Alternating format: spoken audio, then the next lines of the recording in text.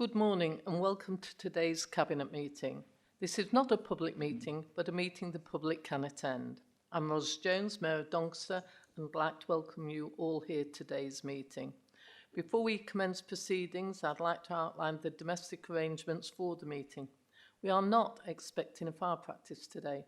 If the alarm sounds, please leave the building and actually congregate in front of CAS behind the fountains.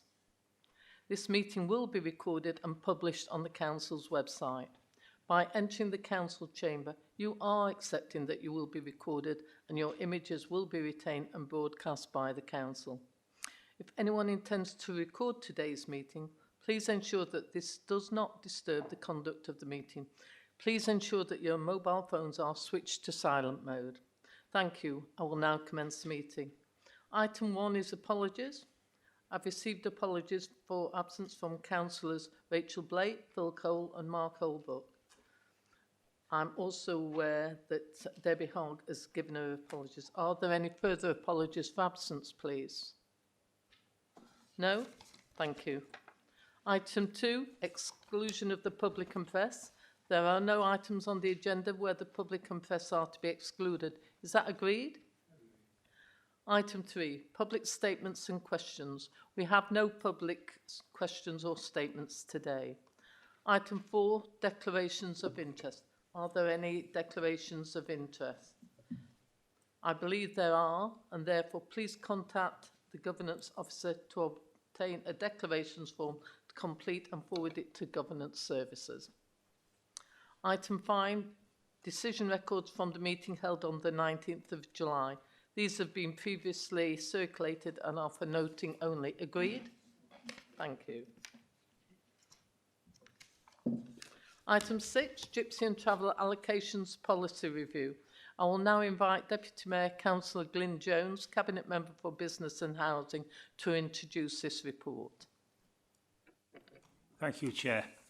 This report sets out recommendations for 10 proposed changes to our pitch allocations policy to the 4 council-owned sites across Doncaster at the following locations with a total of 65 pitches.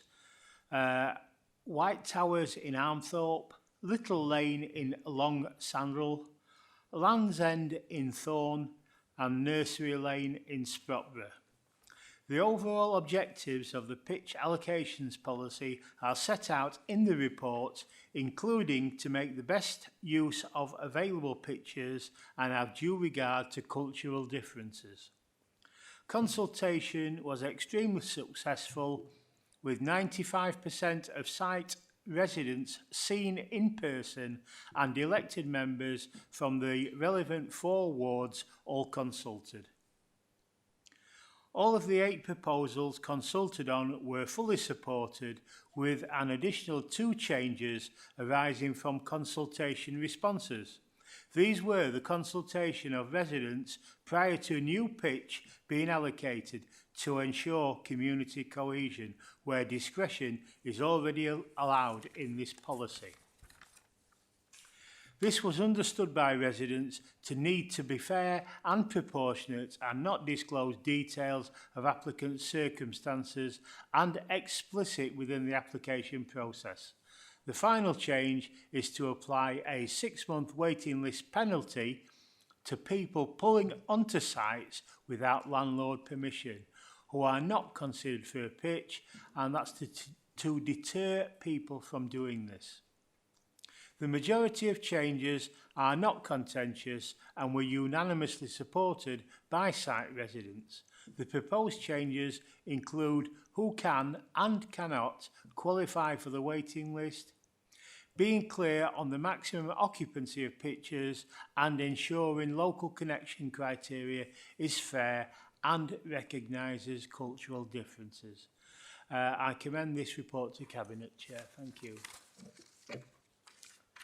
I will now ask Cabinet members to indicate by raising their hand if they wish to ask any questions or make a statement in relation to this item, please. Councillor Blackham. Thank you, Chair. It's simply to follow on from what Councillor Jones has said, because I commend as well and I wholeheartedly support, on the basis of the extensive consultation that's taken place in relation to this issue and the support of both residents and those others who have been consulted in relation to this process. I believe it's commendable. We have followed the recommendations that's been made through that consultation, and I believe it's a very good report. Thank you. I haven't seen any other hands raised, and therefore I will now read out the recommendations within the report. And that is 1, Cabinet considers the outcome of the review and consultation. 2, Cabinet consider the recommendations on policy changes consulted on, full details of which are in Appendix A. And 3, Cabinet formally adopt the amended policy in Appendix D. Therefore, is that moved, please? Seconded? Therefore, the recommendations are therefore agreed. Thank you. We now move on to item 7, which is a local lettings policy. I'll now invite Deputy Mayor Councillor Glyn Jones to actually introduce this item. Thank you, Chair. This report sets out recommendations following the review of 10 local lettings policies which sit outside of the main housing allocation policy in place across the city in the allocation of council homes.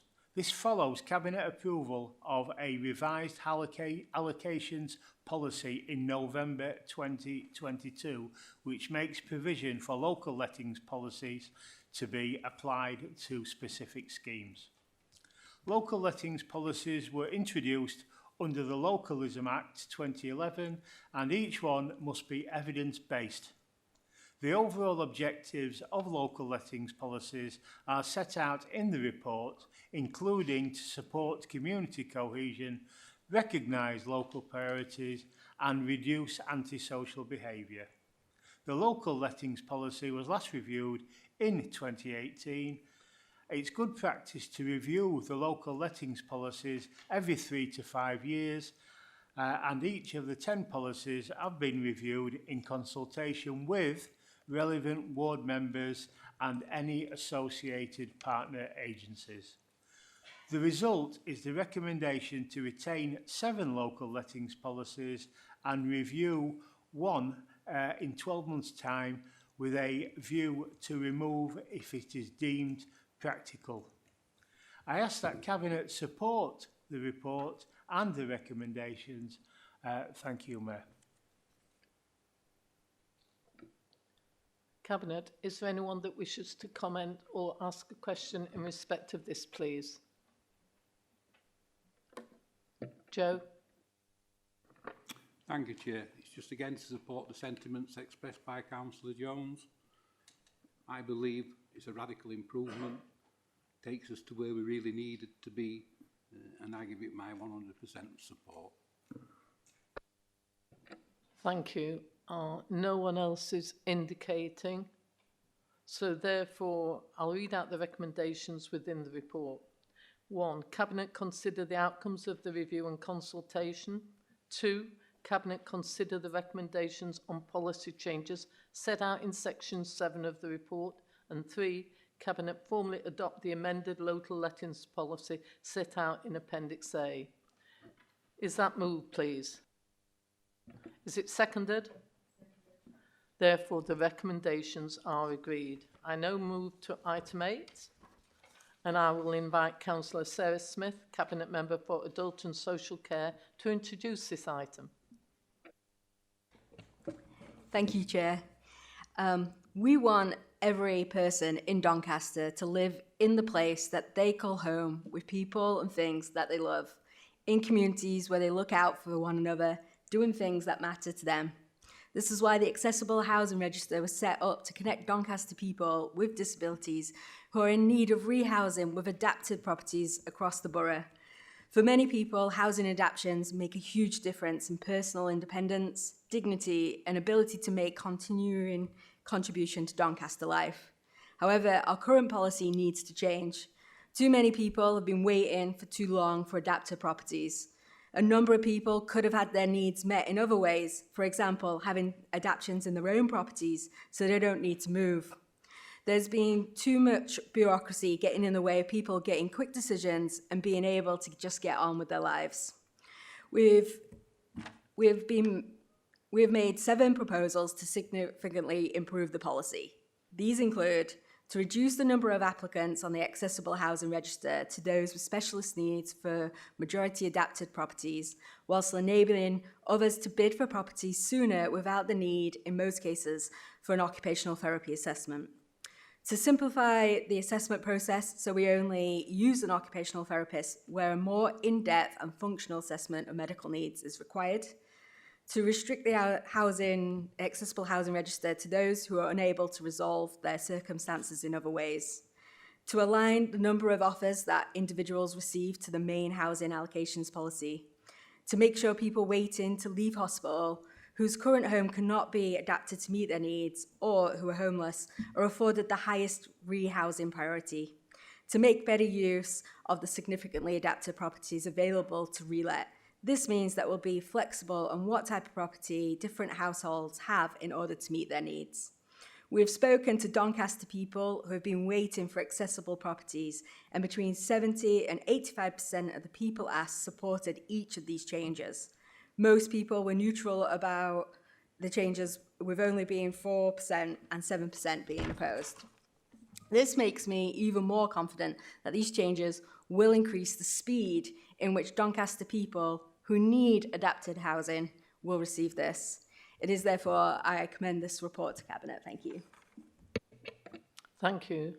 Colleagues, any questions or statements in respect of this policy? Joe? Just one, and it's a repeat of what's been said before. It's a reflection of the consultation that's taken place. It meets the residents' requirements, and I fully endorse it. I think it does demonstrate that we are a listening council. We seek to listen to the people that's mostly affected by this. So I'm delighted to see these changes being put forward. So with that, I will read out the recommendations within the report. And that is that Cabinet approve the amended Accessible Housing Register policy attached to Appendix A, noting the prior consultation with Doncaster people who could potentially be affected. Is that moved, please? Seconded? Therefore, the recommendations are agreed. Thank you. We now move on to item 9, which is management contract between the Council and St Leger Homes. I will invite the Deputy Mayor, Councillor Glyn Jones, Cabinet Member for Business and Housing, to introduce this item. Thank you. Thank you, Chair. The management agreement between the City of Doncaster Council and our arm's-length management organisation, St Leger Homes of Doncaster, has reached a review point. The current management agreement was approved in 2018 for the period April 2019 to March 2024 and was based on a 5-year rolling basis subject to a performance and value for money assessment. As such, a review has been undertaken to ensure the agreement is fit for purpose, alongside providing an opportunity to consider performance standards, value for money, what's working well, and areas that need improvement. This assessment is also provided the opportunity to review the best way to respond to these changes in social housing legislation and regulations which have been introduced since 2019. The most recent being Social Housing Regulation Bill, which received royal assent in July 2023. As a result, the purpose of this report is to give consideration and agreement to the renewal of landlord management services to St Leger Homes of Doncaster for the period 1st of April 2024 to the 31st of March 2029. I believe that St Leger Homes have provided a good quality of service to this council, its tenants and the people of Doncaster. They have responded well to emergencies such as the floods of 2019 and most recently the COVID pandemic. They are not immune from the current cost of living crisis and increased demand for services, and yet they continue to support residents and support our efforts to tackle homelessness. In Doncaster, we have the lowest average council housing rents in South Yorkshire and one of the lowest in the country. Overall, St Ledger Homes do provide low cost and medium to high performing services. I thank Ledger Homes for all they do and ask that Cabinet approve the report and its recommendations. Thank you, Chair. Colleagues, any questions or statements? Councillor Ball.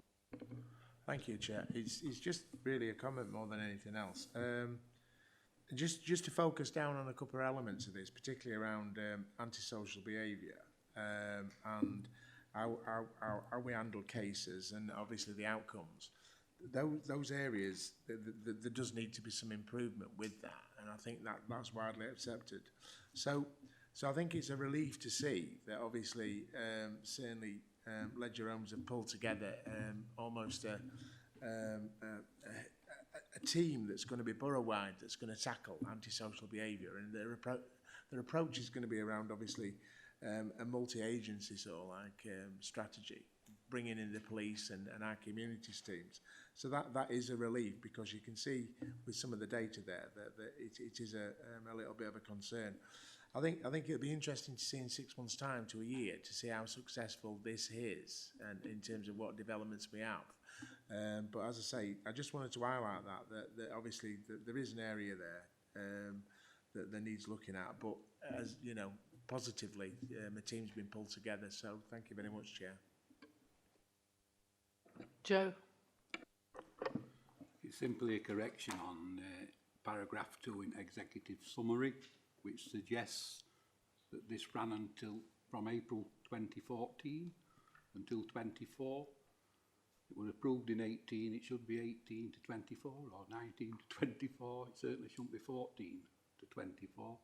Other than that, I fully support what's before us today. Thank you for that, Joe. And therefore, yes, Lainey. Sorry, Chair. It was just to mention, just to flag up that obviously, again, we've got the commitment from St Ledger and ourselves in terms of having the lowest rates of rent in South Yorkshire. Housing for us councillors is some of the highest casework that we get, and we know that the cost of living crisis is really hitting the pockets of our residents and our communities. So the fact that rent in St Ledger properties is one less thing that they need to worry about is really good, that we continue to prioritise that. I just think it needs raising, that we continue to be committed to that. Thank you for that. And it really does summarise what we believe in order to deliver for our residents of the borough, keeping costs down, assisting them and trying to help them their way through the minefield that they often presented with in order to ensure that they claim everything that is required. And we will continue to press to ensure that antisocial behaviour, people realise that we are serious about it. So with that, I will read out the recommendations within the report, and that is that Cabinet note the findings of the internal review under and during 2023, agree to the renewal of the management agreement between the City of Doncaster Council and St Ledger Homes for a 5-year period from the 1st of April 2024 to 31st of March 2029, with a review and the optional breakpoint in the contract at year 3. And 3, delegate to the Director of Place, in consultation with the Chief Financial Officer and the portfolio holder for housing and business, to agree the enhanced oversight measures to be inserted in the management agreement, which actually strengthens the KPIs. Is that moved? Is it seconded? And therefore the recommendations are agreed. Thank you very much. Therefore, that now concludes the items of today's business on the agenda. I would like to thank everyone for their attendance and input, and I will now close the meeting. Thank you.